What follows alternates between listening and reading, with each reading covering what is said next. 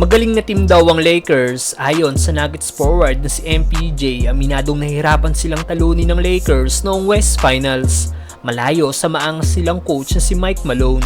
Pero bago yan, LeBron at Davis natanggap na ang kanilang Team USA jersey para sa 2024 Olympics.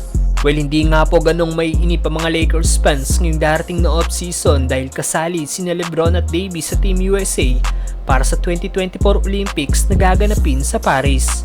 Nakaset nga po ang nasabing tournament ngayong July 26 to August 11 at kanina binigyan na nga po ng jersey ang mga player na kasali sa Team USA.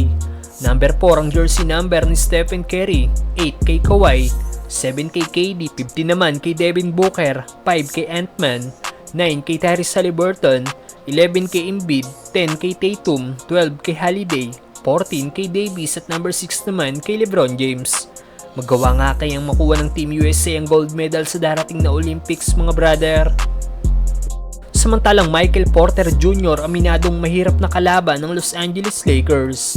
Kung nagyayabang nga po ang coach ng Denver Nuggets na si Mike Malone na bakit ba daw sila matatakot sa Lakers, winalis lang daw naman nila ito last West Finals at ngayong season. LA is we swept them last year. We swept them this year.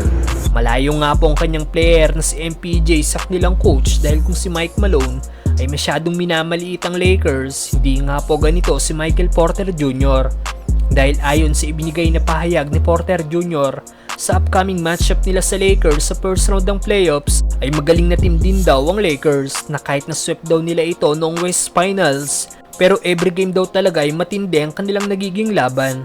Nalalamangan pa nga daw sila ng Lakers. Nababawi lang daw nila ang laban sa last 2 o 3 minutes ng laro kaya nagmukhang nadomina daw nila ang series. Pero maganda daw talaga ang naging series matchup nila laban sa Lakers. Well, tama naman ang sinabi ni MPJ dahil sa 4 na panalo nila noong West Finals. Natalo lang ang Lakers ng 6 points noong Game 1, 5 points noong Game 2, 11 points noong Game 3, at 2 points naman noong Game 4. Halos dikit lang talaga.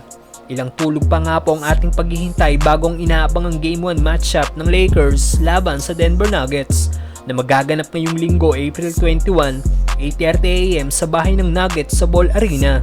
Magawa nga kayang makabawi ng Lakers sa Denver mga brother. 360 spin to the rim and in! There it is! 40,000 on a 360!